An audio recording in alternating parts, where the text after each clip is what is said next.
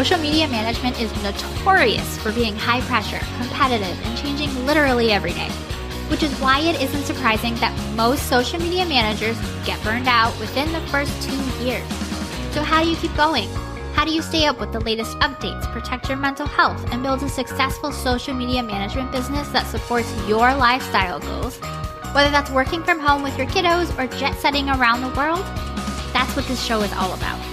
Welcome to Social Media Manager Confidential. I'm Shantae Gorman, founder of a 6-figure social media management agency and mentor to social media managers. And I'm here to dish on the ins and outs of the social media management world without any of the gatekeeping that can come along with it. You'll learn, you'll laugh, and you'll leave each episode inspired. Let's dive into today's episode.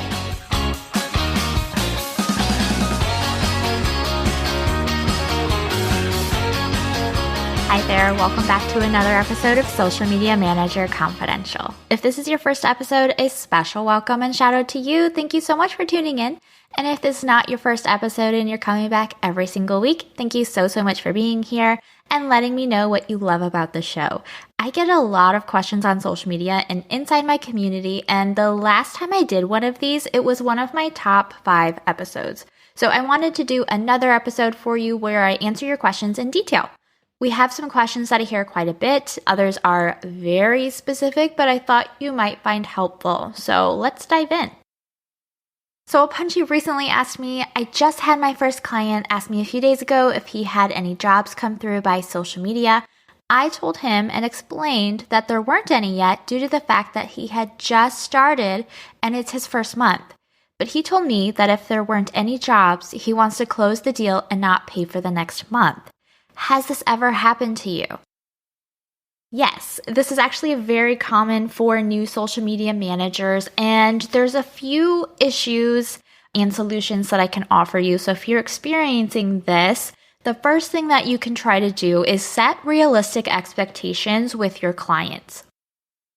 Many business owners who are brand new to using social media for their business think it's going to be an immediate return on their investment. They think they're going to go viral, that it's easy, that they're going to see things happening as soon as you start posting. And realistically, it doesn't work that way.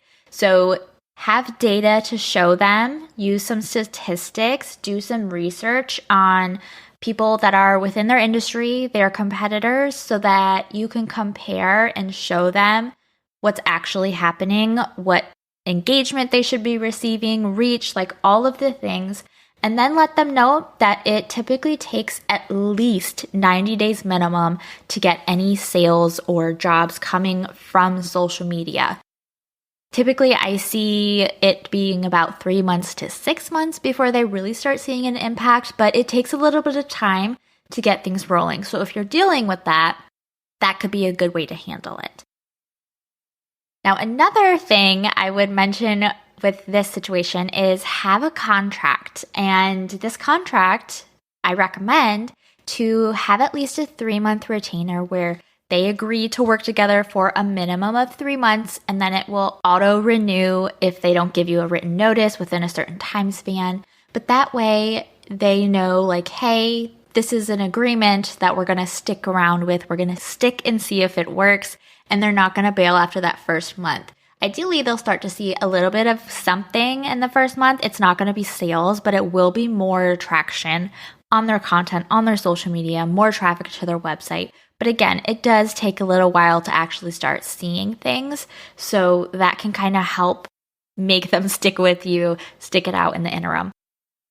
And sometimes you just can't meet their expectations, and it's not up to you to be able to educate them and teach them that it's not a scarcity mindset that they should be having. Like, they have to be patient. They have to wait it out. This is not like the magic pill, the magic solution. You're not going to be able to wave your magic social media wand and fix everything that's wrong in their business. So it could be a red flag. It could just be social media is not going to save their business. Or it could be they don't understand the value of social media or like the realistic way it takes. Or it just might not be a great client. And all of those things are things that you need to weigh out if you're in this situation. How often should I update my clients' content strategy? So I've been managing and growing social media accounts for a few years now, and my clients' accounts see a slump every 3 months or so. What am I doing wrong? How do I get their growth to be linear? My clients want to leave after that 3 month slump, and I don't know what to do.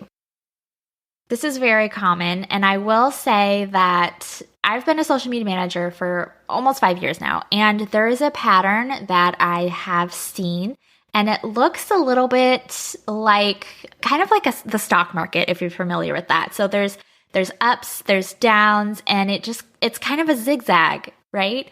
It's not like a linear growth pattern. When you first get access to an account and you're able to grow it, the first couple of months, there is some pretty noticeable growth, but then by the third or fourth month, there's a dip. And now this dip is not as high as what you were seeing in the months prior. It is still usually higher than what you saw before you took the account on. And then we recover from this, and then a couple months go by and we're growing, and then we see another dip. And this is just kind of the pattern that happens when it comes to growing social media accounts. It's not linear. There's going to be ups and downs, but the base rate, the overall growth is still increasing. And when a dip happens, it can be a sign that you need to update your strategy again. Some posts do really well, some don't. You go back to the drawing board. And like I said, every 90 or so days is usually when you need to refresh your strategy, especially if it's organic only. There's new trends, there's new best practices, different content's performing differently depending on how your target audience is behaving, how the algorithm changes, the season, life events, all of that. Numbers will always fluctuate. So just remember, there's a growth pattern, and you need to be able to explain those things to your clients and also expect them yourself. I have found it very helpful to be like, hey client, here's our report this month. Things are going really well, just like last month. So expect next month to be a lower month just because things fluctuate, and this is kind of how it works. This is the pattern I see. So that way, when I give them a heads up and I follow up with the next month's report, which is likely lower than what is ideal, then I'm like, we knew this was going to happen. It's okay. Yada, yada, yada. Here's why. And it helps that blow, that instinctive where they go, things aren't working anymore. Where they are, it's just normal. And the next one is, how do I fire a client that makes my life a nightmare? Literally spent 2 hours last night crying in my closet because she wouldn't stop texting me about everything I'm doing wrong. If you're in this situation, my heart goes out to you. I have fired multiple clients because they either exhibited red flags that I ignored, or they revealed them after the contract was signed and the invoice was paid. Was it fun? No, it sucked. And then looking at my bank account, that next month was an extra gut punch. But the relief that my team and I felt after we broke up with them was worth it. And then not too far down the road, if you listen to a few episodes, you'll know we had some pretty amazing clients replace them with no red flags. We're going to take a really quick break from today's episode so that I can tell you exactly how to stop wondering where your next social media management client is, because you can just use my list of the 35 best places to get more social media management clients instead. Get the free guide delivered straight to your inbox by going to my website. I'll link it in the show notes for you. Now, back to today's episode.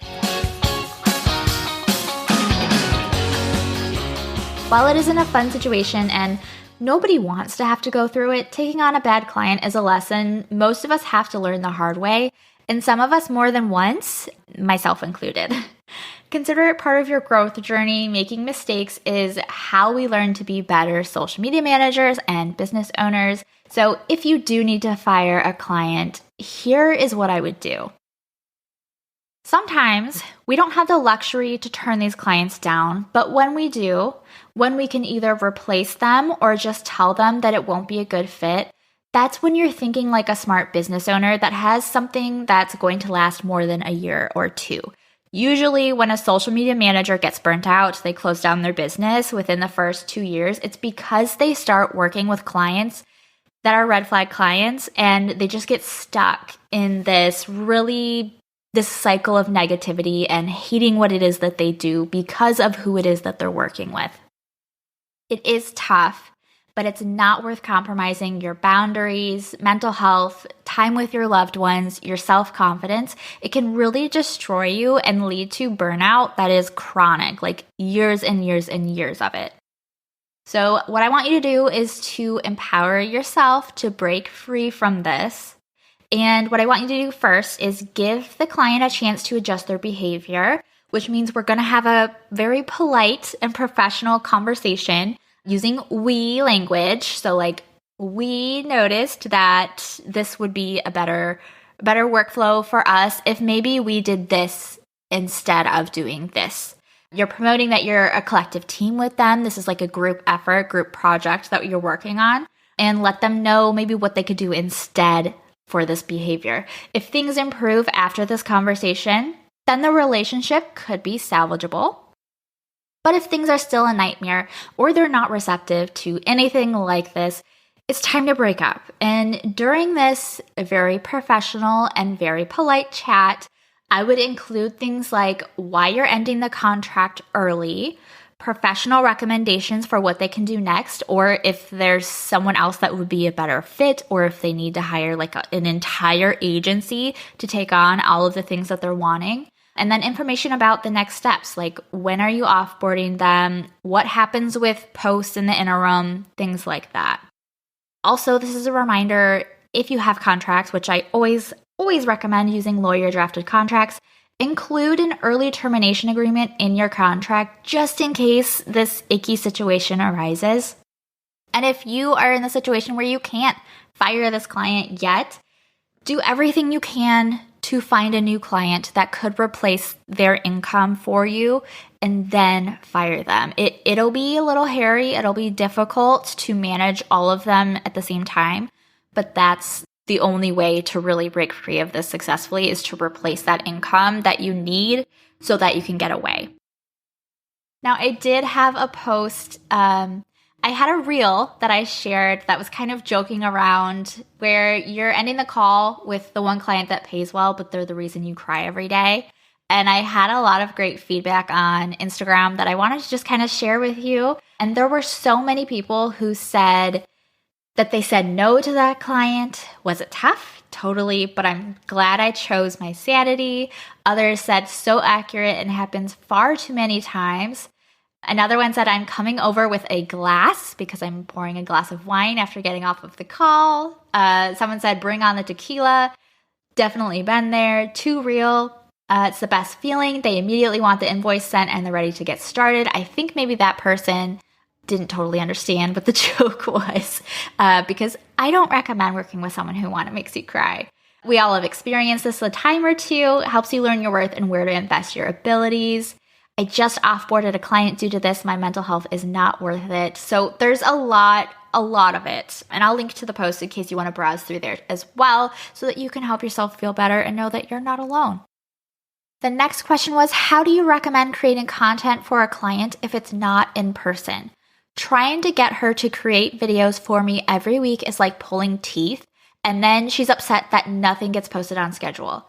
So what I will say for this is, first off, none of my clients are local to me, which means that content creation is a partnership. And when I onboard them, I make it very clear, like, are you okay with creating video content if I give you the scripts, if I give you visual examples, if I give you deadlines, and you just give me the video that I will then edit on my end? Are you okay with that? Sometimes they are, sometimes they're not. And I either decide, okay, that's fine, we can work around this, or that's not going to work for me based on what your business is, who you're trying to target. Like, that's the kind of content that I feel is going to work best for you. So that's a discussion that you need to have right off the bat. A lot of my clients are fine with me providing them scripts and examples and things like that and getting that content over to me. And if they hate it, then they hate it. And it's either they need to hire someone that's local to them who can film these videos or create these things for them, or it's going to be one of those things where, like, you're doing the best that you can. You are the babysitter of this account. You're not the parent. Your client is the parent. They're the one deciding what diet this baby, the account, I call it the baby, is getting. when they're going to bed every night, like how they're being raised, how much attention they're getting. And then you're coming in and you're taking care of it for a few hours a day. But really, if the parent wants to feed that baby a bunch of sugar and like cookies constantly, or neglect the baby, or not give them enough sleep, like there's only so much that you can do as the babysitter. It's not your account, and it's really on her if she wants to grow well or not by providing you that content that you're asking for. There's ways you can make her life easier and, get easier videos based on her style and what she's comfortable with. But at the end of the day, you're working with what content you already have. If she gets upset that nothing is getting posted on schedule, maybe deadlines could be helpful here. A policy on late deadlines, like I need these videos by this date in order for us to stay on schedule. And if not, it's going to go out late. Or we stop with video content and we see what else we can do so that you can stay on schedule. It may not perform as well, and that's a conversation to have with her. But it's going to be having her decide the pros and cons of what she finds most important. What is her priority? Is that a high-performing social account, an account that gets conversions because she's posting on video on schedule? Or is it just easier for her and within her capacity, a better fit for her, that we create carousels for her where she doesn't have to be creating video content for us constantly? Or is there a happy medium? Do we maybe have a few videos and then the rest are carousels? So that's a discussion to have with her and to try to really get down to the reason why she's not comfortable creating videos, or like why it's so difficult. Maybe it's not that she's not comfortable. Maybe it's just she doesn't have time. That's it for today. If you have any friends who are struggling with knowing how to build their social media management business, share the link to this episode with them and help them out. And if you have any questions for me, you can DM me over on Instagram. And if you're not already following the podcast, make sure you hit the follow button or the plus button in Apple Podcasts. You can get brand new episodes delivered straight to your podcast app every Friday. Thank you so much for listening. I'll catch you next time. Thanks for tuning in to today's episode. Learn more about my digital template shop, online courses, and mentorship program by going to my website at sugarpunchmarketing.com. And while you're there, make sure you join my safe, supportive community created exclusively for social media managers. It's 100% free to join and packed with really amazing resources, trainings, and people. See you next time.